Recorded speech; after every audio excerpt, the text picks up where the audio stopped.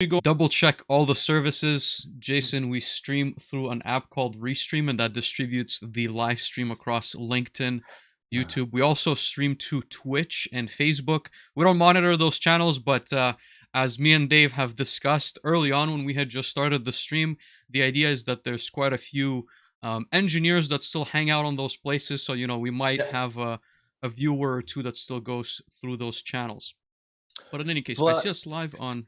Go ahead, Dave. I was going to say, one, I see us live, which is good. So, hey, everyone that's live. And two, we really have to change like the first 12 seconds of when we go live, because this is just the strangest conversation that we have the entire show. And we have it almost every show, Jason.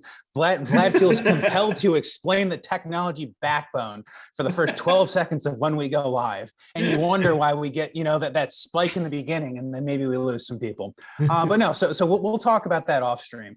So welcome back, everyone. Sorry we missed last week. As I said, I was sick with COVID. I had lost completely my voice, and I think it's mostly back. It sounds okay to me. It sounds maybe not so great to some of the other folks in my household who were very excited that I couldn't talk on the phone or the internet for an entire week at a time. But as we go in to the community comments as normal, we're really excited to conclude the reshoring theme today with Jason. And again, a special thanks to Bright Machines for sponsoring this theme. If you guys have not caught Harry or Sean or Adam's conversations that we've had, you absolutely need to go ahead and catch that. They've been really good conversations about reshoring, and we touched a bunch of topics that we generally wouldn't touch during the show, and have given us a bunch of ideas moving forward. And then kind of one, I don't know if Vlad's seen it, but you guys have helped us do something amazing. We cracked 1,100 downloads on the podcast this month for the first time ever, which is pretty amazing. You guys continue to download and listen to us for literally reasons unknown, but thank you for that. I think part of it is I asked people to like and subscribe and go download the podcast, and I did that fairly well over the course of May. So if you guys haven't, please go ahead and like and subscribe and rate 5 stars on the podcast, on Spotify and Apple Podcasts, and anywhere else that you can possibly want to listen to us. If you guys have not caught Frank Lamb, he did a project management mastering the machine last week. I think it was last week. He just dropped it this week. I have not had a chance to catch it yet, but they're always very good conversations. I will go ahead and pop that into the chat. You guys should take a look at that and make sure to follow Frank for when he does that. And then I think Automate is coming up in a week or a week and a half. I know a bunch of people are going to be there. If you guys stay tuned, we will make sure to comment on who is throwing what happy hour and when they're throwing it, and we'll put those in the links. I will not be there. I will be in a national park in Canada. I don't think Vlad is currently planning to be there either. Vlad is shaking his head no, but we will be at some show at some point later this year. I'm at least mostly promised. I have to make sure I hit at least one of my shows I have to make sure I hit at least one show this year. If you want to have your event listed or you've got something going on, please feel free to drop me a message on LinkedIn, or you can email us hello@manufacturinghub.live. We check that email at least once a month. And if you are checking manufacturinghub.live, that's where you can find all of us and everything that we're doing. And then we want to shout out to Vlad and the team at Solus PLC. So Jason, I don't know if you know, Vlad runs a successful YouTube channel called Solus PLC. We can wave to them because there are probably a couple of dozen folks currently listening to us. They cracked 30,500 subscribers as of last look, which is really good. And Jason, thanks, Dave. We can't. Absolutely. Vlad won't ask people to subscribe to his YouTube channel, but I'll ask people to subscribe to his YouTube channel. In fact, Eric specifically requested at some point we forced Vlad to ask people to subscribe to his YouTube channel. But my thought is that if I ask people to subscribe to his YouTube channel, one that I only appear on for this show, then I can maybe take credit for all 30,500 of those subscribers. Maybe not. But I get to embarrass Vlad at the beginning of every show, which I feel is a good way to kick us off. Vlad, any thoughts before we go ahead and jump in? No, appreciate that, Dave. I think that was a good introduction. Fantastic. No, with that, everyone, welcome to Manufacturing Hub with me, Dave, and this guy up here, Vlad. We have made it to episode 63. We're continuing to talk about reshoring, and I'd like to welcome Jason Azevedo to the show. Jason, welcome. Thank you for being here. Thank you, Dave. I'm looking forward to it. I think it's gonna be a lot of fun to talk today. Really appreciate you joining us today, Jason. Before we dive into what you're doing today, which there's a lot to unpack, I'm really excited about this conversation. We spoke a little bit off stream, but I wanted to ask you to give us a little bit more of your background. How did you get started in manufacturing? How did you progress? What was your career up to this point, and what are you doing today? Okay, well, how we got started, we'll kind of kick off there. And I've got to set the stage for a couple of different things. First off, I was 15 years old. My brother was 20. So I was a high school kid. He had just got out of high school. He was playing sports in college. But I got to set kind of the timeline. We started in February of 2007. And at the same time, my dad was working in a factory that he had worked there 28, 29 years. And in the years leading up to that, they had changed hands a bunch of times. It was one of those factories that was completely management against worker. It was a toxic environment. You got to see it from the worker's perspective of just how bad management could really be. They had to lay off the entire plant 7 or 8 times in just as many years. So we kick off this company. We're starting out. We're printing t-shirts and making apparel and doing that, and kind of it starts to gain some steam. Not a ton, but it's moving. And then the crash of late 2007, early 2008 happens. And at the same time, we see our dad get laid off yet again. And this time it's looking a lot scarier. And the thing is that the plant he works at is the most profitable plant for that entire company. But they are so toxic that it's the first one they cut every time. So we're watching that right as we're starting our own manufacturing company, and made a vow to each other that we would never have that environment in one of our companies. And so we did a very different pivot at that moment in time and early on. And this is right as the economy's crashing. We're kind of getting going, and we decide, hey, it's got to be all about the people. And if you do it like that, these companies are going to run well. So we continue the t-shirt business, grew it up in arguably one of the worst economies in our lifetimes. And then we started pivoting we in unison had a retail display company.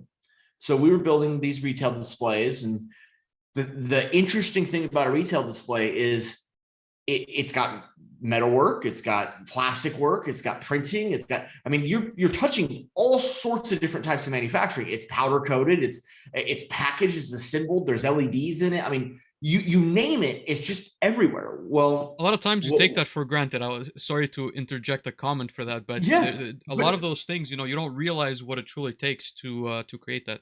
Sorry, go ahead. Yeah, they're incredibly complex things that are just at the end of the aisle and no one looks at them. But we were manufacturing those, and to this day we do. And what ended up happening was we had realized that our manufacturing systems worked, and we could hit timelines. We were nimble. I mean, at one point we had 25 employees, and our average age was probably about 18. So just imagine the systems you have to have in place to keep the reins on something like that. So we would get frustrated with vendors and would say, you know what, you can't hit the timelines, or your quality is inconsistent. We'll just make our own sheet metal company, or we'll do our own injection molding, or we'll do this or do that. And what happened is we started branching into all sorts of different types of manufacturing. And what we got to understand was the base processes that we had built our companies on, and the core belief and culture that it's about the people, not the product. Well, we started realizing that those could go into almost any different type of manufacturing we wanted. So fast forward years and years, now we own I'm a general partner at a private equity firm that we started, and we specialize in buying legacy US manufacturing companies. So these are usually second, third generation companies. They've got strong EBITDA lines. These are good companies. They're a legacy company. They've been around a while, and oftentimes the owner has decided to stop pushing it forward because he or she knows that they're at retirement age, and They don't want to keep, they just don't want to invest more time, energy, and money. And these are, the cool thing about them is these are really resilient companies. You figure in the last 20 years, they've been through COVID, 9/11, the 2008 crash. I mean, they've had everything on earth thrown at them, and they are still healthy, good, strong EBITDA companies. So we buy these companies, and then we connect them on a national portfolio and preserve the legacy of these companies in their local communities. Because oftentimes these are companies that are very important in their local community, and then find ways that each company within the portfolio can actually support each other and really grow off of each other's involvement. Jason, I'm really curious. I guess like I have many questions, and I think there's many directions we can go from this. But I'm curious, how do you assess a company that makes a good fit for you, right? And I don't want to maybe get the secret sauce out of maybe the PE firm that you're working at, but like, how do you assess a company that is the right fit for you to transform into what you would like to see, or what wouldn't make a right fit? You know what I mean? Like, I'm curious about those constraints besides maybe EBITDA, right? Yeah, there is no perfect mold. My GPs, we are very well rounded, and we all specialize in different things. So one of us might need to put more effort into a certain company we buy, and the other one's like, actually, that's working fine at this company. But there's some core things. Of course, there's an EBITDA line that's important. We aim normally between 1 and 10 million in EBITDA. But more important than that, it truly is about culture and the phase of life that the current owner is in. So on the culture one, we can't go into a company that the management has absolutely thrashed and destroyed the trust of the employees. Our method is so opposite that we just don't have the time horizon to regain that trust. So we really want to find a place that the owner truly cares about the employees. And I'm not talking about, oh, there's a birthday cake on everyone's birthday. It's not, it can't be fake. It has to be someone who truly cares about the people. In addition to that, we like to find an owner who is outright saying, hey, I want to retire. And usually what we're going to find is there are growth opportunities they have chosen to not chase because they know that they're almost at the end. A lot of the owners that we talk to actually were planning on selling in 20, and then COVID happens and the world goes absolutely insane, and they've held on another 2 years, but they're really just they kind of want to move on to that next phase of their life. So we're looking for that, which is super important. And the other thing is they got to be really good at what they do. We want people who are skilled manufacturers. So we're not going into people that suck and, hey, we're going to teach them. We really want somebody who's known for the quality and the product that they put out. And are you seeing, I guess, I'm curious also because you went through I would say, as you've mentioned, the worst decline, I would say, in 2007, 2008. I'm curious, not to start this on a negative note, but are you seeing similar types of maybe signs that we're going into a similar recession? Are you seeing people like panicking a little bit more? I'm curious because I think it also brings an important point back to reshoring, right? As manufacturers are either looking to come back to North America or bring back facilities, there's a lot of questions or uncertainties, at least on that side. So the reality is all markets are uncertain. Right? So yes, you're going to have a pullback, and yes, you're going to have a growth. And I don't think you're looking at another 2008, because let's just call it as it is. The mortgage companies were cheating. They were packaging bad product. We're not in that situation. We're just we've got some inflation. There's other things going on, but from a manufacturing standpoint, this, I believe, is one of the most, it's going to be one of the most powerful moments in history. We've got a massive infrastructure bill that gets spent with a ton of industrials clients within the US that has a Buy America rule to it. The people are reshoring at an epic rate. And the other thing too is some of it, they're not even reshoring. They're just shoring it for the first time ever. Products that have never been built in the US are coming in. Everybody outside of the US seems to have figured out that it's cheaper for them to produce in the US. It's really interesting. If you look at the companies coming in and building big plants in the US, it's actually usually foreign companies that are like, oh, wow, we've ran the numbers. It makes a lot of sense to do this now. So I don't fear a pullback. I think it is, their pullbacks are inevitable. And I think going through 2008, I mean, our first year in business was through that. It just taught you to look at it differently. I remember every person was telling me and my brother, oh, you don't start a business right now. It's a horrible time. You're going to lose everything in this. And what we realized, it was all the people who had never done it that were telling us that it was the worst time ever and it was horrible. And I remember distinctly somebody going, you're going to lose everything. And it snapped me out of that, because I'm like, I'm 15 years old. I have $600. What do you mean I'm going to lose everything? Like, oh, shoot. So once someone said that to me, it snapped me out of it. And what we started realizing was, and if you hear Buffett or anybody else talk about it, the best time on earth to be getting things going and pushing is in a downturn.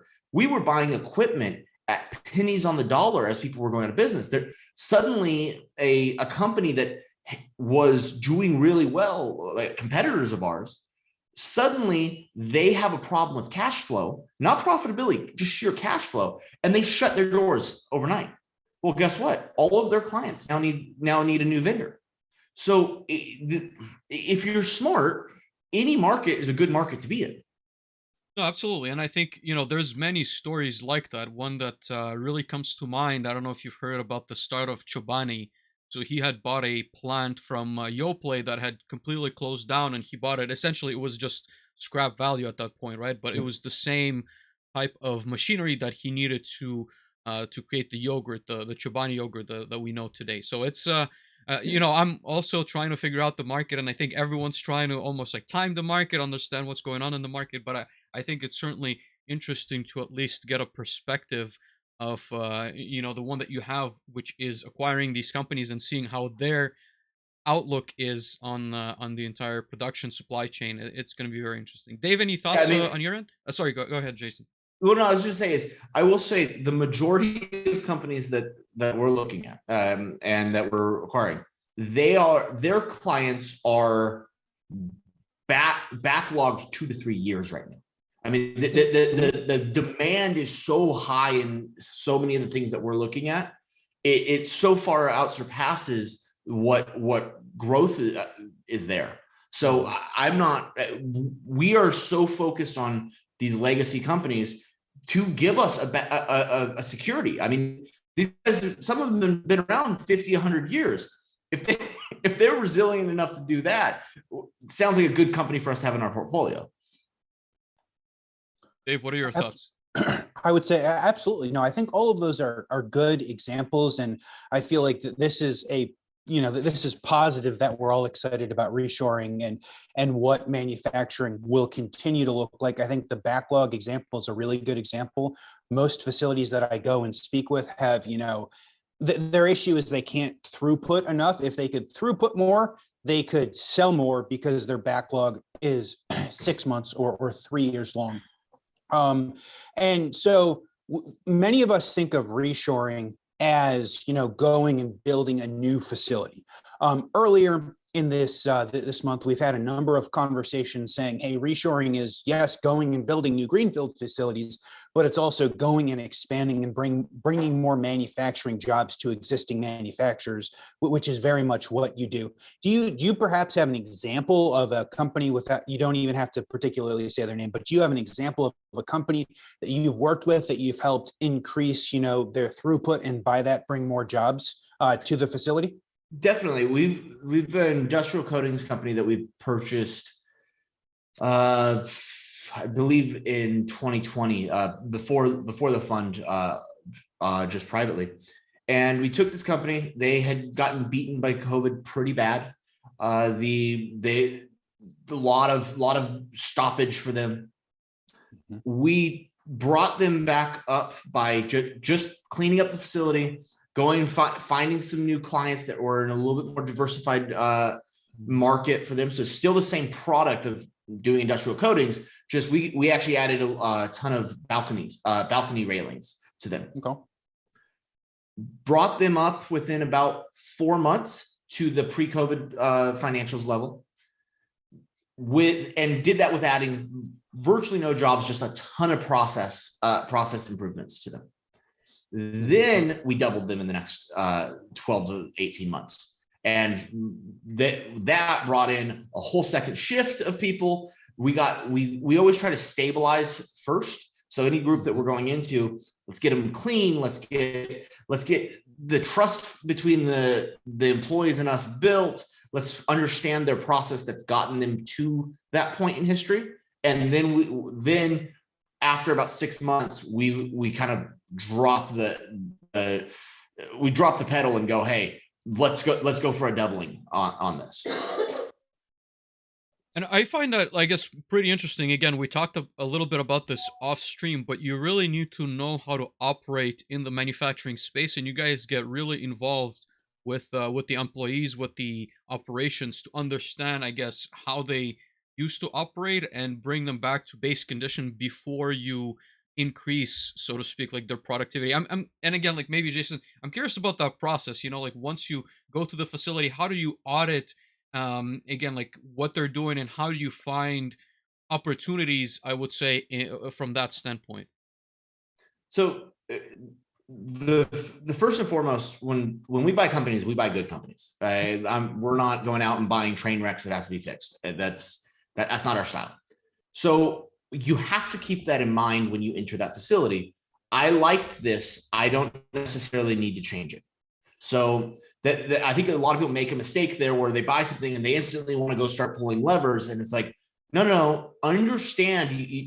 When we looked at this company as a whole, we liked it enough to buy it. So therefore, there must be a lot of good stuff going on. So the very first thing we will usually do is just start talking to people and find out what do floor level employees think was a horrible thing, that, like, well, I don't know why we do this, or any machinery that, hey, it doesn't really work right, but we've been making it work for the last couple of years. Amazingly, the step that I see a lot of people skip that is insanely important to us, we just clean them. In that first month, it's just like, hey, can we figure out just how to get this place clean? It's because, especially with legacy companies, oftentimes they've got years and years of, oh, well, that Folgers can over in the corner, that's where we store this. And you're like, okay, can I get you a real bin? So it's really just it's just basic out of there. Now, once you get to that point, it's about conversations, really talking to people and go, hey, why do you do that this way? Why do you do it this way? Well, I've done it that way for 20 years. Okay, well, are you willing to look at trying to do it like this? Or hey, what part of your job makes you really, really sore? Because there's a good chance there's probably a product on the market now that can get rid of that soreness. Once you get that momentum going of truly fixing core simple problems with people, you'll start getting that cohesiveness of the employees going, hey, actually, I'm also seeing this, or I really want to look at that. And you get excitement out of everybody because they're actually going to be changes made. And then sometimes, and I'm the first one, anytime we talk to a new group, not every idea is a good idea. Not every idea will be implemented. Just understand that. So, and when you're honest like that with people, but you have to follow it up when they do give the idea. You can't ignore it. You got to go, hey, it's just not a good idea, bud. Or try to convince me why it is. And we spend way more time on the ground in the plants than pretty much any other group I've ever met like us. I think this week alone, I'll be in El Paso, Texas, possibly Arkansas, and then California and back to Texas. So like we really do get our time on the ground. That's the best way to learn how a plant is really functioning. And it's interesting. Again, I want to like follow up on this because there's I want to say like a famous or a known saying, people process technology. when it comes to digital transformation. And it seems like from your perspective, a lot of the emphasis, at least at the beginning, is going to be on the people first and trying to understand why are they doing or how they're doing certain things before you move on to technology versus some again, depending on who you listen to, they would tell you that technology is going to solve a lot of these problems, but you really start with the people before you touch anything on the production If, floor. Is that a correct thing? if you don't have the trust of the people that are going to be operating the technology will not work. It just the reality is manufacturing is a people business, and a lot of industries say that, but it's not. It's not like manufacturing. If you look at the bulk of our cost in the manufacturing industry, it's labor and it's process. And if you don't, if you just try to overlay technology on that without gaining the trust and the respect and understanding the business that you purchased, you will not get the results out of the technology. You might get some results, but you're not going to get what it really can do. And that is way more important than just jumping in and going, oh, here's all this new stuff and it's going to fix everything. Like, for example, an ERP system. An ERP system is awesome, amazing, shows you everything. But if the people don't put the information in right, it's the worst, most dangerous tool you have in your building because it'll start giving you false data. No, absolutely. Dave, what are your thoughts? Because I know you've worked on quite a few ERPs yourself. I have many thoughts. I feel like Jason did a perfect job basically laying out most of my thoughts. I'm just going to hammer home a couple of points. Technology doesn't solve problems. Operators on the line probably know what your problems are. If you listen, if they know the problems, and if you listen to them correctly, are different questions, then operators know the problems that they have on the plant floor. And 3, clean plants run better 100% of the time than dirty plants. I like to, so I've gone into a couple of facilities. I've gone into food and beverage facilities that are the dirtiest places you've ever been, and you commit that you will never once in your entire life eat food or drink that has been made in that facility. And I've been in dirty, in theory, graphite covered, pipe plants that I'd eat food off the floor because that's how clean they are. And the clean plants always run better than the dirty plants run. I think to myself, every time I go into a new facility and it's really dirty, I think to myself, Kitchen Nightmares, that Gordon Ramsay show. And he goes in and it's always dirty. Like, it's just some of the nastiest places you'll ever go and see in your entire life. And he just screams at them and they spend the entire first night cleaning. Many times I go into facilities and internally in my mind start screaming at people and shut down the line and force them to go clean everything because it's just so dirty. And touching on what you're saying, Dave, beyond they even run better, people are happier when the workplace is clean. Like, just take away anything else. It just feels better to be there. Mm-hmm. And if a place feels better to be, you're going to get more out of the people that are working in it. It's just simple as that. So I could not agree more. Dirty plants drive me nuts. They do. They're the worst places in the world. Most of the time, dirty plants have the most miserable humans. And to Jason's point, manufacturing is a people business. No matter how much technology and how many robots we put, we're still going to need people, whether it's I need 5 people to run the line, or I need 3 people to run the machines, or I need 2 people to run the robots that run the machines. It doesn't particularly matter. We have to have people and we have to have happy people. And if they're not happy, they're not going to show up for work. And if they don't show up for work, then the plant doesn't run. Exactly. Jason, what do you see in terms of filling out the workforce? So I know that a lot of companies are struggling nowadays to find people, I would say, like on the technical side, whether it is mechanics, electricians, engineers. Are you seeing, are you seeing similar things? Are you seeing that problem being solved? Are you seeing there being like a lack of skilled labor? What are your thoughts in general on companies, like scaling? And I would say also, like, in the next couple of years, do you think as everyone brings back facilities, or even, again, like scales their current facilities, there's going to be an even greater shortage, or you see them actually solving that dilemma? It's a multi-pronged issue. let's take it a step back even. About 20, 30 years ago, a mother and father would turn to their son or daughter and go, hey, get a good factory job. It'll take care of you. Mm-hmm. About 15 years ago, to maybe even 20, that conversation changed. And it was, don't you get a manufacturing job. Do anything else. Stay out of that field. So even if somebody went into engineering, they definitely didn't go into manufacturing engineering. They didn't go into process. It's computer engineering or anything else like that. So that stigma has to be broken. These are good, well-paying jobs that are safe. It's the only industry that I know of that you can walk in the front door and they will train you on the job. Across the entire industry, everyone is willing to do that. So once that stigma breaks, and as long as we can effectively break it and communicate that these are good jobs, I don't think this is going to be a long-term chronic issue. One of the Texas community colleges just launched a huge program to do industrial engineering and also facility maintenance.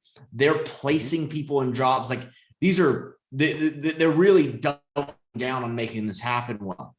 So that's really what I think it's going to come down to is, can you break the stigma that these are bad jobs? The other side of it is manufacturers need to realize they need to treat their people well. The plants that have tons of crazy turnover, almost every one of them you talk to, they're ones that aren't really taking care of their people very well. I mean, we made a commitment when we started the fund that we're transferring 100% of the ownership through an ESOP to the employees of the entire portfolio. We're expecting year 5 to 7 of the fund. Well, when you can tell somebody you've committed that to them, guess what? It's a little bit easier to get people to work. Yeah. So you got to, ownership has to add value. Otherwise, the people aren't going to want to be there. Mm-hmm. I have a quick side question, I guess, like on that structure. How does that like work? And again, like we don't need to go into a lot of the financial details because I think most of the people listening would be on the like technical, somewhat business side. But once I guess you want to sell the shares back to the people at those companies, they have like an option to purchase a certain amount of shares. How does that like play out on the production floor? So there's based on tenure, current salary level and position within the organization. Mm-hmm. And you get awarded X amount of shares every year from the moment the ESOP triggers on. And for all intents and purposes, an insurance company basically comes in, buys all the shares off of the private equity fund, and then we'll use 100% profit share over a certain number of years to have the employees buy the shares. Once they've fully purchased it out, it is 100% employee owned. Mm-hmm. So, but the commitment is made from the day that the ESOP triggers. And then when someone leaves the company or does anything or moves around or retires, there are ways for them to move those funds within their 401k or another plan like that. Is that, I guess I'm not familiar with that type of structure again, because as I mentioned, I've worked in fairly large corporations, but is there a proven model that makes sense in that scenario? Are there companies that use that similar? Okay. Publix is that there's a significant amount of it. It is a uniquely American structure. It is based so that you really don't see a lot of similarities in other countries of this model. It is, and it has a lot to do with U.S. tax code, but it is very, very proven as a very, very effective method to both reward the investor side and to reward the employees. Oh, yeah, really, and then just to, I was going to say to double down on that, Vlad, I know a number of companies that have gone through ESOP buyouts. And to most of the folks that I know that have done that, it's a function of they take a portion of their retirement, and a lot of the retirement fund goes into the money pile, if you will, in order to purchase out ownership, and then a portion of their retirement lives within the ESOP. So as they go to cash out, that is their retirement, which creates the alignment of, hey, we want to continue to work to grow the company so that the company is more valuable, so that when I cash out, my 401k or my retirement is a larger dollar value. And studies across the board show that ESOP companies are drastically more profitable and more well run, because now every single person in the building has the same interest in mind. Yeah. So it truly is a special structure, and we're very excited that that's how we decided to liquidate the fund at the end. So I love this. I guess let me ask the question, Jason. So you have a number of investors that have come in. How did those conversations go? So I have never spoken with a PE firm whose goal was to liquidate via ESOP, right? So how did those conversations with the investors go?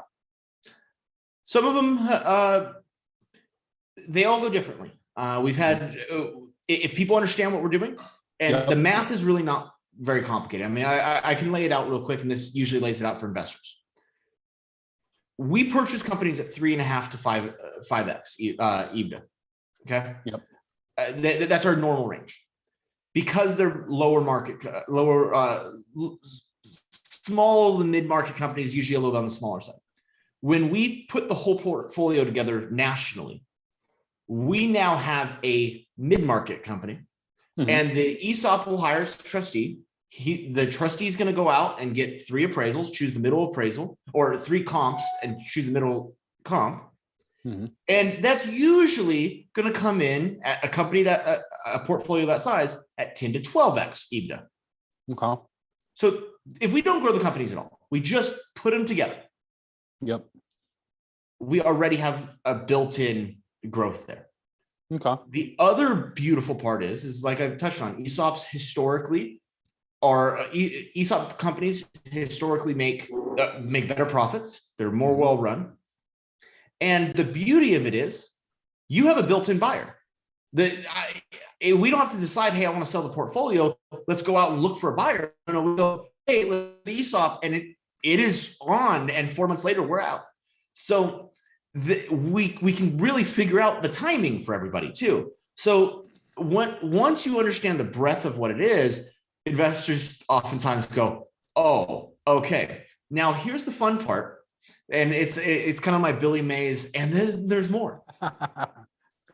Because we're doing 100% ESOP, we're creating a tax-free environment within the organization, so that it has a built-in value there. Well, because we're doing 100% ESOP, our investors are allowed to roll that investment to any other investment or to any other market position they want without creating a tax event.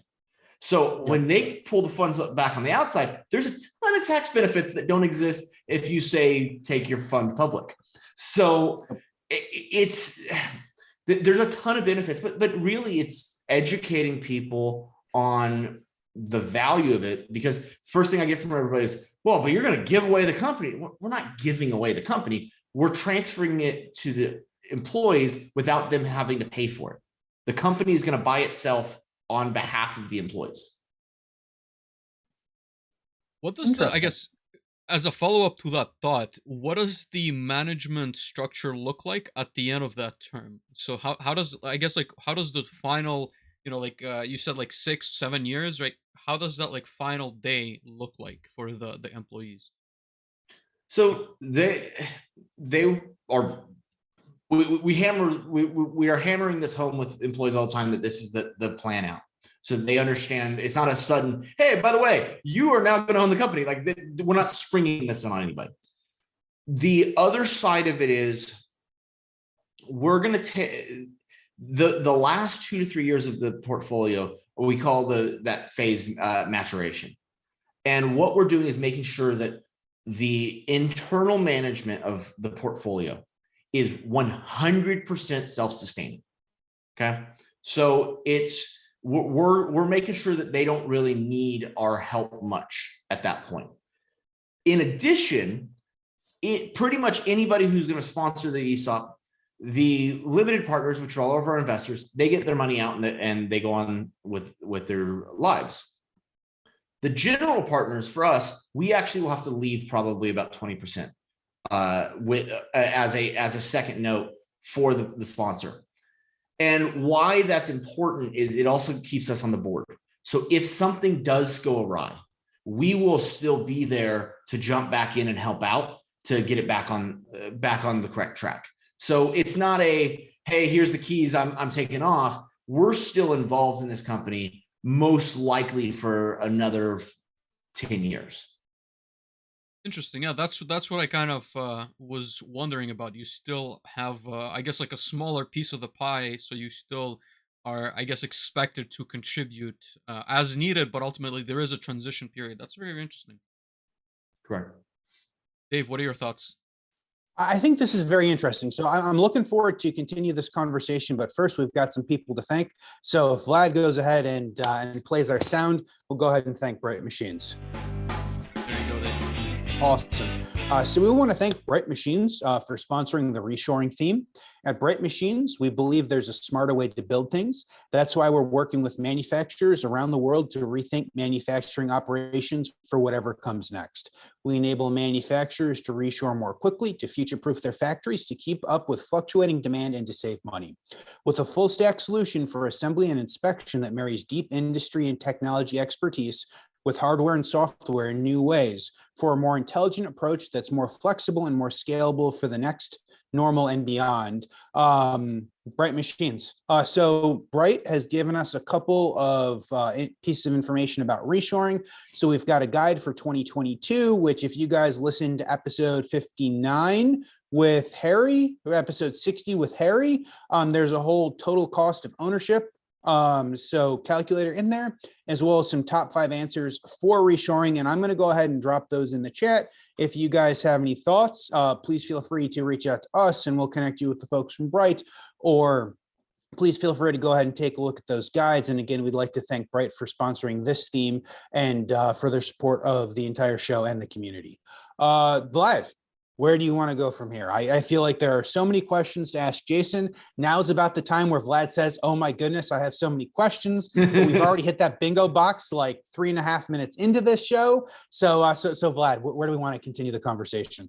I'm curious, Jason, looking at how you approach small to mid-sized companies, would you see the same or I guess like different challenges going into larger companies? Do you think that a more mature, let's say, again, like a plant with maybe 1,000 employees or even a company with several plants would present the same challenges? Do you foresee them being differently? And I'm assuming you've also been to plants of larger size, because I'm sure there's a lot of interesting deals probably in the pipeline, but I'm curious your thoughts on whether or not the challenges that you see are the same between the different sizes of companies.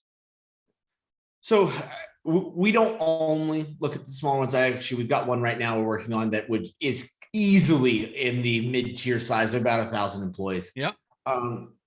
The problems are similar. Really, it's because most of these companies came up together. And what I mean is we're looking at legacy companies. So these aren't like a plant that was opened 5 years ago. Mm-hmm. They really have had a similar history. Now, if anything, the bigger ones are easier to do. When you get a nice big humming plant, you've got the human capital to be able to execute on a bunch of stuff. But really, amazingly, the problems that they have all actually end up being similar. Right? We've got a little group that we're going to close on by the end of the month, it appears. They are the best at robotics I have ever seen. And this includes going into big boy stuff. And these guys out robot people. They do them internally. They've got 100 employees or so, and they have 10 robot programmers on site. Like they are just, that is their thing. And we fell in love with it. So it's funny because normally you'd think smaller company, they have more trouble with automation. No, I'm actually seeing on the big side where they're sitting there going, I don't quite know what to do with automation yet. It's our first foray into this. So there is no like, hey, this big plant does this or does that. it's really similar situations. I give an example, and it's not my story, but one of our vice president of manufacturing, he was at Tesla when Tesla started, like before they had a building there. And one of the things he's always pushed for is putting trees inside of the plant. And he goes, it just makes people feel like they're not stuck in a box all day. So you realize that even at that size and that brightly lit, the craziness that Tesla pushes forward, the employees are still feeling like they're trapped in boxes, if not worse, because now they're in cells. So you've got that same thing. It's just bigger. So really it goes back to how do you get the people to work, and people are people pretty much no matter where you go. Gotcha. And as a follow-up, I really liked one thing that you mentioned, which is the automation, or I guess the robotics capability of one of the company that you're looking at.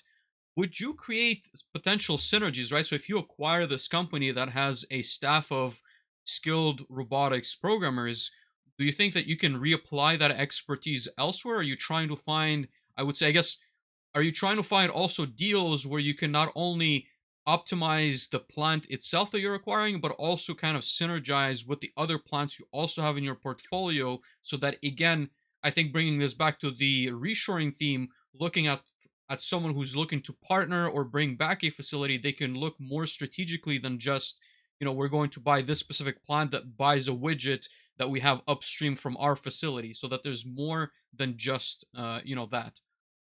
Oh, so when we look at a company, synergies with other companies in the portfolio is a very core reason why we would buy or would not buy a company. It's, I mean, the moment we decided to buy this company, every single person's like, oh, good, we've got a good robotics team to take to the plants that have no clue about robotics. So that's the entire basis of taking these smaller companies and connecting them together, is because now they freely interchange. And that's part of the reason why we're ESOPing the entire portfolio instead of individual companies to their individual employees, because that information trade has to be dealt as a full team. And so you get some groups that absolutely amazing at one thing, but they suck at the other. And then you go to the next plant and they're amazing at this, but they suck at that. And you just start connecting them and go, hey, trade information with each other. And that I mean, the sheer power in that, it means that you don't have to solve every problem. Maybe the companies within the organization can already solve it, but we're also doing that with the clients. So we happen to know one right now that they're logged into a major automotive manufacturer, and the automotive manufacturer is pushing them really hard to get back into sheet metal. They do plastics, and we're like, whoa, maybe you don't get back into sheet metal. Maybe we have one of the sheet metal plants take those part numbers. So we look for how all this is going to fit together all day long. It's the sheer growth we can get out of it, and it's free. That's really interesting. Again, I'm just having some thoughts in the back of my head as you're explaining the process, because there's so many, I would say, like, variables at play, and there's so many ways that this could ultimately like play out. But it must be very interesting to see, again, how those pieces of the puzzle come together, and how you can, again, looking at the robotics programmers, like, oh, now we have this expertise, like we can, instead of hiring a few robotics engineers at every single company, we can use this team that already exists in order to help, again, on the technology side. But this could be applied to anything, right? Like, this could be like, there's a really like good management team, there's a really good like milling team, there could be a lot of different examples. That's really interesting. Dave, what are your thoughts, I guess, of cross-pollinating expertise like that across different facilities? I think it provides a variety of unique opportunities, but also a variety of unique challenges. At some point, you have to convince my really great 10-person robotics team that goes to work at the same factory every day to get on an airplane and spend 3 weeks or 6 months of a year in other places. But I think it's good. I think it is unique opportunities that most small companies will never see, and most mid-sized companies are not large enough or diverse enough to ever find themselves in that. So I think it's interesting. We will absolutely have to check in with Jason to see how that goes as he continues to grow the fund and as we move closer towards a mid-market or a mid-sized company ESOP. I think that's interesting. But Jason brought up a couple of interesting questions or a couple of interesting comments about technology, and I feel like we would be negligent if we didn't ask a little bit about the technology. So I guess two-part question for you, Jason.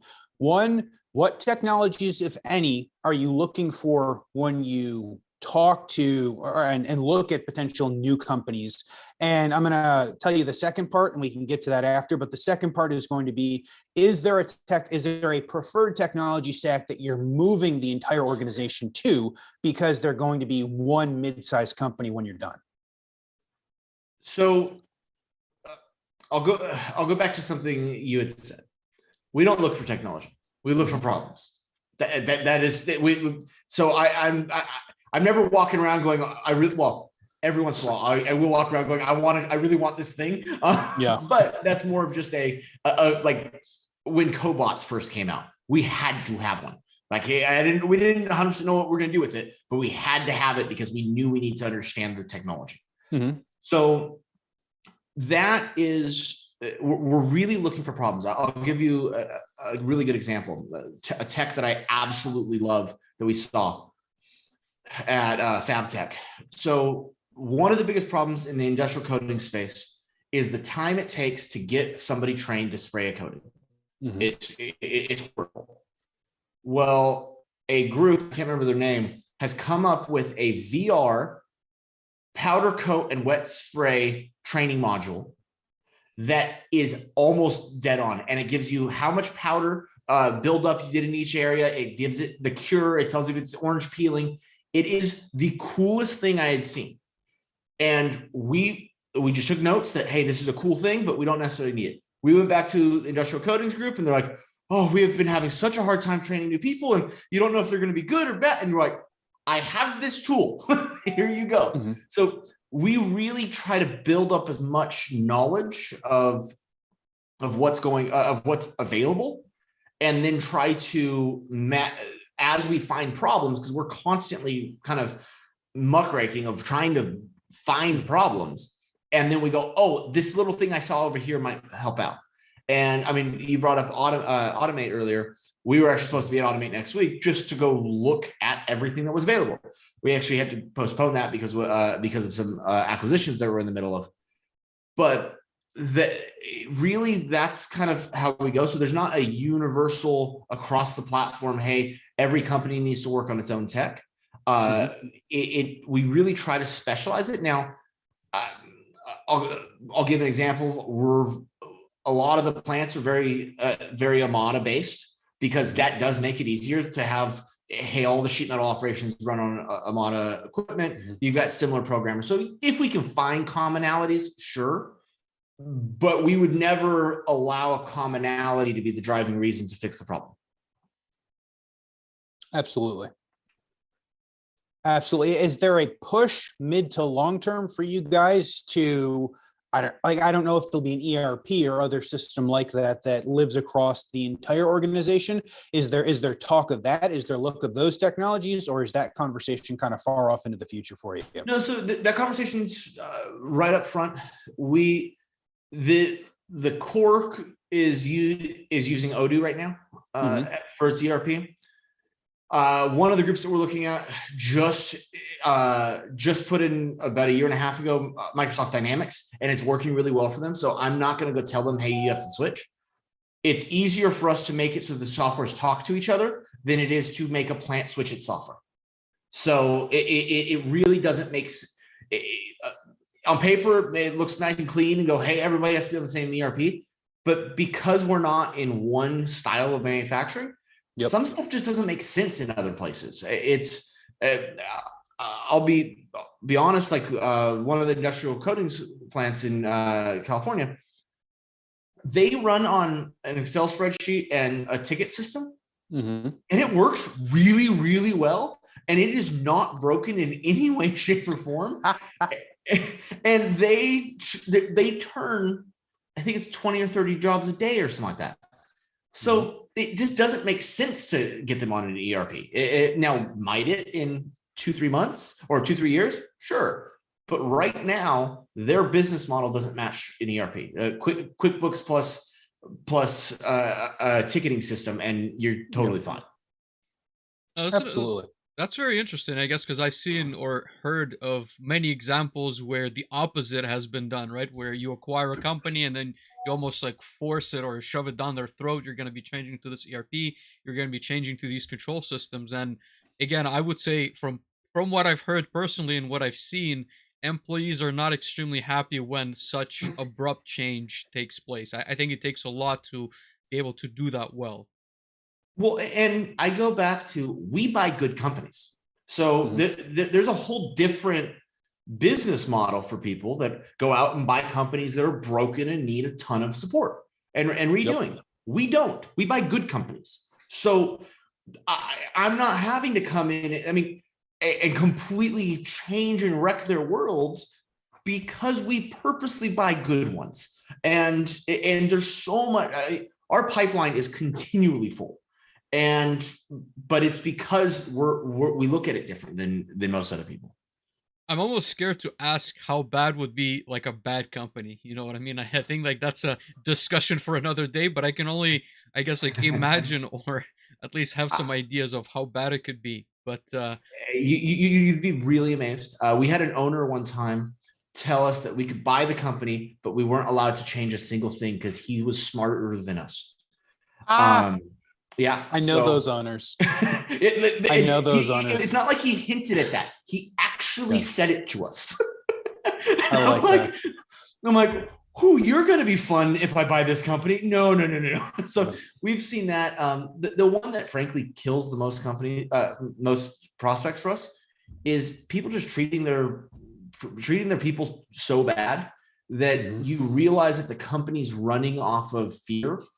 And that's just not us. So we don't, that kills it. But we've had everything from looking at people's books, and they had they had 2 vacation homes hidden in the books that they were getting. I mean, just stuff that you're just like, okay. And then they tell you, oh, but it has to be a full stock transfer because I'm worried about things. And we're like, oh, no, we're good. Thank you. Yeah. Oh, yeah. No, I would say that there are certainly some people that do things that are questionable. When you're a small to mid-sized company, the IRS is not necessarily going to come audit you. So you've got potentially a little bit more flexibility in what you do. As to if you should do it or if your accountant should agree with you or not are completely different conversations to have. But here we go, once again, almost getting ourselves into an accounting show, Vlad, of which we are absolutely not. But no, so I think this has been a very interesting conversation, Jason, and I feel like this is the right time to ask you to predict the future. Maybe a little bit about reshoring, maybe a little bit about legacy American manufacturing businesses, but give us your future predictions, please.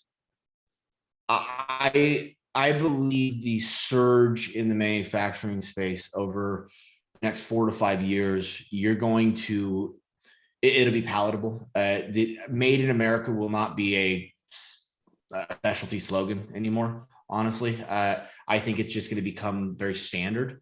And what my hope and my belief is that conversation parents are having with their kids will change. That we've created an industry brand identity that is good again, and then that will just fuel more and more rotation into the industry.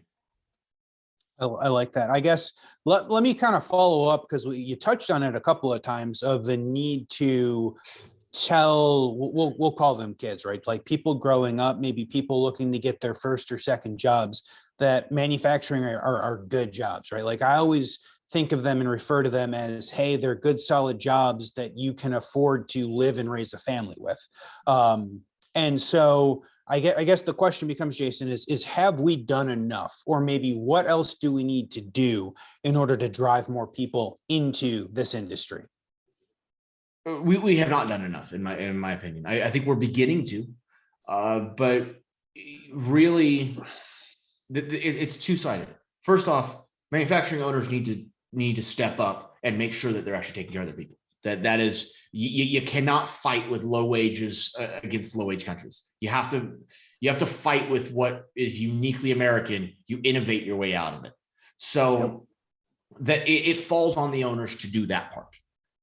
The other part of it is we've got to get people into schools and into plants. So, hey, if there's a career day or something like that at your school and you own a manufacturing company, go talk, go explain what it is. Because I'll tell you one thing, when kids see the videos of the inside of the Tesla plant, they're inspired to work there.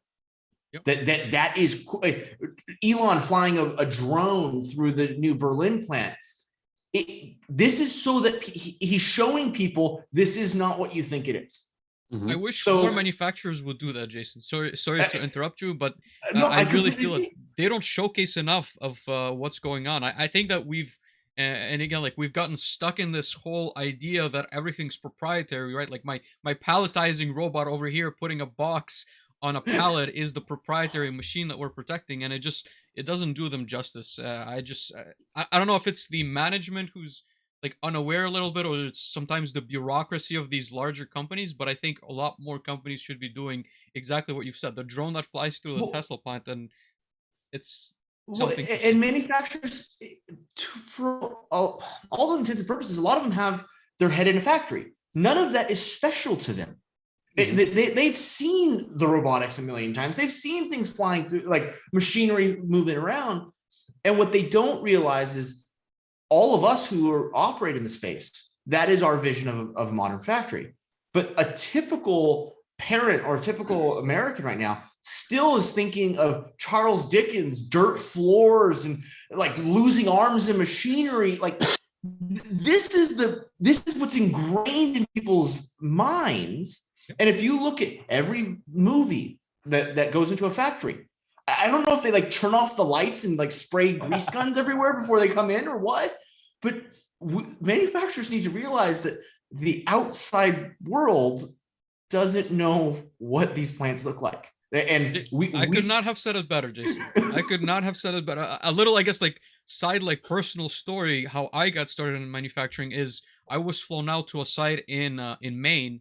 And so I had absolutely no idea of what manufacturing was. You know, I just wanted to give this interview a shot. It was a really big company, but I've never seen a production floor, right? So I did a traditional electrical engineering degree, never talked about manufacturing, didn't know what automation was, showed up to this production floor in Maine, flew out from Los Angeles, which was where I was residing. And, you know, I gave a week notice to my current employer to go work there just because I saw what the production floor looked like, the robotics, the hardware, the people. It was like quite something, to be honest with you, that again is not readily available. You can't go on YouTube and see what that specific production floor was. Well, but anyways, that's personal. And it's a tactile feeling when you go into a plant and like say there's a punching sheet metal and you get that hits your chest. We had talked earlier about how do we explain things to investors. Our best pitch to any investor is like, do you want to come buy a plant? I can go to a factory? Yes, I'm in. It's the amount of time. These are people that they've done great things in their careers. And the second you say, do you want to go to a plant? They turn into a 10-year-old little kid again. And they're like, I want to go see all the tools. Like this is... But we get lost in our own world. We live in these plants, so they're not special to us. Like the magic has worn off, and we need to realize that the best way to motivate people to realize this is a very valuable thing is to get them in there and just let them see what we see every day. Absolutely. No, I think that's very good advice. I think that seeing is believing. And that if you can show people, more people are going to be excited about it. Now, if we can convince, mid to large size companies to allow us to go put cool videos and fly drones through and then live through 18 months of legal approval where they nitpick every single pixel of things that we can and cannot show, that is a different conversation, but maybe a conversation that we need to have. So the next question for you, Jason, and I feel like some of it goes to the last question, is some career advice. So perhaps maybe some career advice for parents to give to their children, or for children or young adults looking to get into into a first or second career, is the career advice getting into manufacturing? What is that for you? So, I mean, no matter what you do, the most important thing in a career, especially if you're starting your own business, is resilience and fortitude. Things are going to go wrong. That is the reality of owning a business, the reality of having a job, and understanding that you got to just put your head down and go through. That's the most important part. I've watched people start companies, start doing well, they get hit by a roadblock, and they throw away all that work. And that is the saddest thing on earth to me. It's like, hey, you got to realize it's going to hurt. There are days that you're not going to want to keep going, and you got to have that resilience and that fortitude just to push through it. I think that's good career advice for everyone, right? Yeah. No matter where you are, no matter what you're doing, resilience and fortitude, especially important to be successful, be it you're running your own company or anything else in life. Next question for you, Jason, is do you have a book recommendation for us? I like to joke that this is our not sponsored Audible section, because for the longest time, Vlad would get on his phone and immediately as people are talking, go and spend his monthly Audible credits on this. So do you have something that Vlad and the rest of us can listen to or read? Okay, I'm going to go with the cliche manufacturing one, and then I'll go with the other one. But if you're in manufacturing and have not read The Toyota Way, you are doing yourself the largest disservice in history. That single book outlines where industry is going. And it's an older book. Most people have already read it. Read it again. I read it probably 2 times a year because I'm still pulling nuggets of how they work with their people out of it. Mm-hmm. From a sheer business and personal side, Ray Dalio's principles. I mean, there's a reason why the guy runs the largest hedge fund in the world. It boils down both life and business principles to really a data-driven method. And I try to retouch that one as often as I can. And my team reads it on a pretty regular basis to keep on dissecting what he's saying. He is so godly more intelligent than the greater majority of people. It takes reading his words multiple times for me to digest it. So we continue to reread it. Jason, speaking of being data driven, we got a question in chat from Hugo, and it's a long question, but let me read it to you. So he's asking, do you think it's important to provide data from the shop floor to help people improve the process in all have access approach, like everyone knowing how much parts were made, bottlenecks of the plant, major losses, etc.? And he's also talking about giving them access to like temperatures, torque, pressures. Like, I guess it's a little bit on the extensive side, but what are your thoughts on data in general? Have you worked in plants where there's very little data and you give people access to some of these tools and they start making better decisions, and that leads to kind of growth of the facility? Yeah. So first thing with data must be good, or data is the most dangerous thing on earth. I hate when people push bad data, because what happens is you make bad decisions. So allowing everyone to see everything, unless you know that data is pretty accurate, you're playing with fire here. Mm. I believe that all data should be freely available for everyone to see, and anybody in the company can see it, because there are times that you need outside eyes so they can catch different things. That being said, you also need a filtered view. Throwing every piece of data on earth at every employee is not fair to them.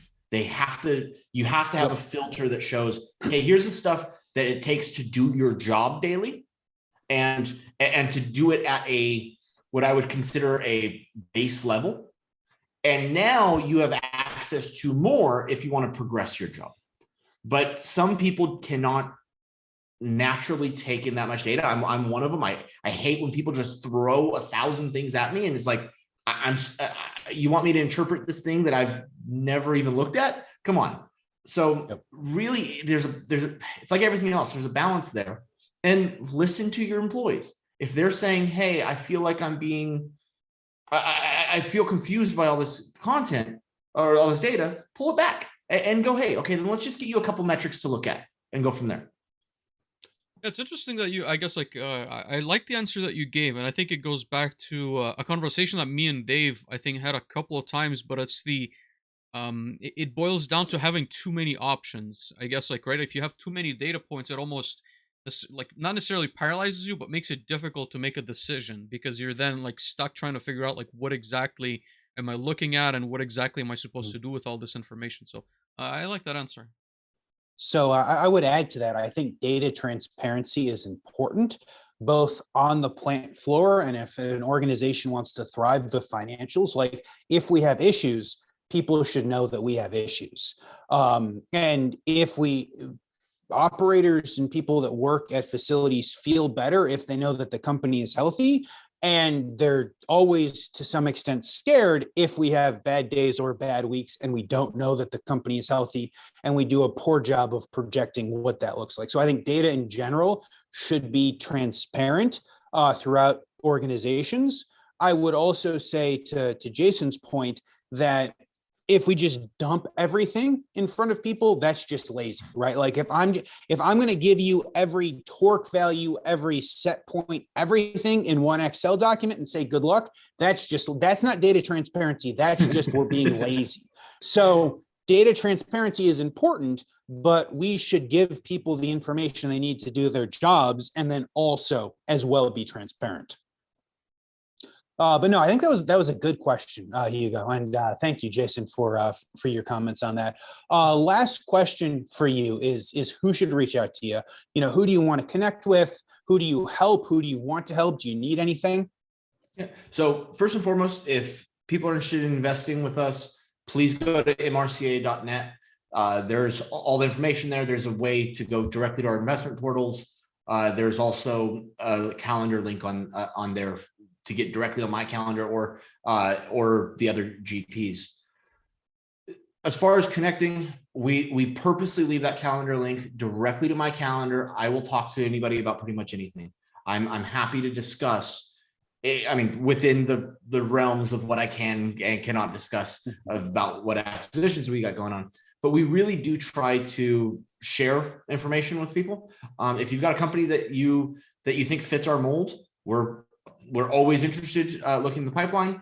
If you're looking for, hey, I want to make got kind of this breath, we're always happy there too. But really, we're kind of an open. I'm very about, hey, how can we, not only with our own organization, but how do we share information everywhere? Jason, we lost you a little bit on that last statement, Dave. I don't know if he cut out a bit for you. Could you? Yeah, you cut it, but you're doing a really good job giving the point of you want to connect with people. Can you do it one more time, just so we can make sure that we have that part, Jason? Of course. So we are all about sharing information, whether that's within our organizations or externally. There is a link on there that you can go directly on my calendar. I will discuss anything. I mean, within what I can and cannot for proprietary information. But really, if you have a company you want to sell that you think fits our mold, if you've got questions about how to run your manufacturing company or anything, feel free to reach out. We're open books and we're here to help. No, I think that's fantastic. Thank you very much, Jason. And thank you everyone for listening. This has been an awesome conversation on reshoring and a great cap off to the reshoring theme here on Manufacturing Hub. I will remember once again, if you guys are not, please go ahead and subscribe to Manufacturing Hub.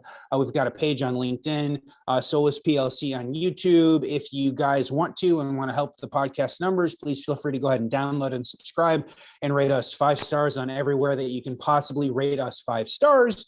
Please remember to check out manufacturinghub.live, which has Vlad, myself, Jason, and all of our guests' information if you're looking to connect with them. And until next Wednesday, the 8th, we'll see you guys soon. Thank you. Thank you, Jason. Appreciate it. Thank you, everyone. Appreciate it.